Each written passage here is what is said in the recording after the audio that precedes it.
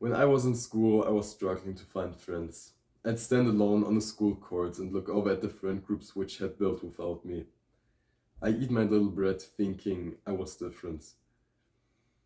Because I had no friends for such a long time, I even got it into my head that I am not worthy of friends, that I do not deserve them. Eventually, I didn't want to go to school anymore because just standing on the school courts felt like I was the clown. So I told my mom every morning that I was sick, that I had to stay in bed. So I went back up into my bedroom and then cried in bed because I had just lied to my mother. Eventually, they even got a surgery planned for me. We went into the hospital and they sent a drone down my stomach to look what was wrong with my stomach because I always told my parents I've got stomach aches as an excuse not to go to school. They found nothing. The worst thing about all of this is that I didn't even consider changing up my social life. I probably lived for 2 more years in this anguish with no friends. Of course, I had some friendships on the side, but those were more of the okay, you go to school together, now play friendships. You know what I mean, right? So, if you somewhat relate to this, I want to give you some concepts that I wish I had sooner, and that I promised you will bring you value and get your social life up again. I want to start this video off by saying the hidden truth is that you actually can get friends right now. Everybody can get friends, and it just has to do with our limiting beliefs. So this is the first concept, limiting beliefs. What are limiting beliefs? As the name already suggests, it's that you have beliefs that don't serve you, that make you seem worse. That you in your head have all of these disadvantages for yourself, and you believe they are true. For example, a limiting belief for me was that I could not get friends because I was fat. I actually have a photo of me right here. This little guy did not have any friends because, okay, he was chubby. He had the double chin. And this is just wrong. You can always get friends. If you think that your looks matter right now, they truly don't in true friendships. So, you are not like the high school movie girl, cliche girl, which has this nice friend group of the prettiest girls around, right? You're a young guy and you don't even care if your friends look good or if they are some goblin, right? You just want to have a good time and people you can talk to. So there will be people like you that also feel the same way. And you want to connect with those. This is compatibility. If you can be your authentic self while the others are also their authentic selves and then build a connection. This is true compatibility. It's not what most people see right now, that these people of looking alike with the nice puffer jacket get together and vape. This is not real compatibility. Of course, you get sucked into it and it feels okay, I'm part of the group now. But is that actually what you want? You're not your own individual anymore. You're just part of one large group. And if you're someone like me, it's clear that you do not want to take this path. Limiting beliefs, I broke myself by just repeating the same thing over and over again. Affirmations, you can call it. It's where you tell yourself, you basically gaslight yourself, if I'm being honest. You just say, yeah, okay, I'm good enough. People want to talk to me. People want to be my friends. This is one way of breaking the limiting beliefs by gaslighting yourself. But the way you truly get rid of these limiting beliefs and insecurities is by taking a piece of paper and then writing your limiting beliefs down, which just pop up. Take some time for this and also take a piece of paper right now and write it down, yeah? You write your limiting beliefs down. For example, I can't get friends because I'm fat. Then you will look logically on this limiting belief. Okay, people don't want to have anything to do with me because I'm fat. Well, if they would not have anything to do with me if I was fat, but if I'm a good person, well, they are just dickheads, right? They just look at their looks. And do you even want to have these people as your friends?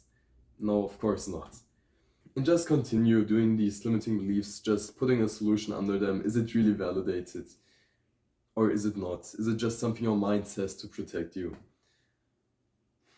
Our brain does this weird thing where If you had some traumatizing childhoods or some event that made you feel like you're bad, your brain will naturally try to push things away so that you don't get hurt again. It's a natural instinct, but this doesn't actually serve you anymore because you will just sacrifice so much pleasure and joy from conversations if you stay away from them. You could have the friendships you yearn for just by eliminating these limiting beliefs and your insecurities. And then growing up to be the guy which is wholesome, which loves, which is his authentic self, most importantly. The thing I wish I would have done more often was getting the repetitions of conversations in. As a young teenager, I was just playing video games in my room, did not talk to anyone. But I think if I was just going out a bit more into the library or into some sports event, I would have talked to people and gotten the repetitions in. If you've got a game you're good at, you've played this game for a long time, right? You've done the same thing over and over again. It's also like this with conversations and anything in general. You would just repeat and repeat it until you're good at it, until your mistakes reduce themselves and you just get the optimal play, optimal conversation. For this, you would have to throw yourself into more social interactions, which I know is uncomfortable, but you want to have many friends, right? And this is the fast lane to it.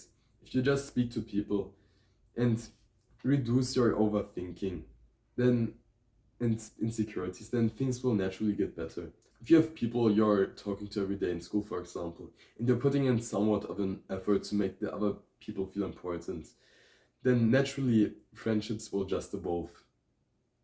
But if you're not talking to anybody, you can see why you would not make any progress in there, right? An easy way to reduce your overthinking and level up your conversation skills is just by greeting one stranger a day. Maybe you go to the bus stop, you just say hello to one older guy going to work as well. And if you do this often enough, you will find yourself having just this reflex of saying hello without overthinking. I used to, when I was starting that back then, I always had this little movie in my mind how it would play out. And I was thinking, okay, what should I say? Should I say hello, good morning, or hey? So just talk to more people. We want to look at the concept now, which is the worst case, best case scenario. So I've written something down here. We got the worst case, and we want to rate every event that could spring from the worst case and best case on a scale of 1 to 10. So how much would it hurt me at worst case, and how much will it actually benefit me in best case? So in worst case, we got a 2 out of 10. They can laugh at you. Okay, you just feel bad for the moment, it won't actually kill you. You might think 2 days after that and it will demotivate you, but it's not that bad, right? It will fade away as well, just after 1 week. And then best case, we for example get a 9 out of 10 because you've just gained 3 new friends which you can go to the playground with every day, which you can talk to every day, which actually make you feel heard and build your social skills and also circle up. So you can see how the worst case would barely even be a scratch to you, and then the best case scenario would change your life. So just weigh this out, and if you're an intelligent young man, you will know what to do. Don't let your emotions get into it too much, because you know emotions are just emotions. You will get over them. Back then I also had the problem of not finding the right opportunities to talk to people. So this is understandable, right? You don't have the nice, comfortable moments to talk to people. For example, it would be kind of weird if there was a guy in a new friend group which nobody knows and then he just gives off his opinion. This would be kind of weird, it's kind of unsettling, right? So you want to have moments where you can actually talk, where your opinion is maybe even asked for, right? The bottom line for you to take of this away is just talk when you have the opportunity, because you don't know how many opportunities you will get. And if you feel like it's somewhat right, you can talk now, then talk. Even if it's not the best thing, all stars align, it's still an opportunity and you will take it, right? The last thing I want to tell you is do not change just to get friends. It's backwards thinking. because you want your life to be elevated by friends which you can grow with, right? But if you change for your friends, you just have your friends in mind. You change your life for your friends, and you don't grow through that. You just try to be more like them, to be more liked by them. It does not matter. So, I hope this video has helped you. I have a Discord channel in the description. Join that. Until then, stay safe and see you soon.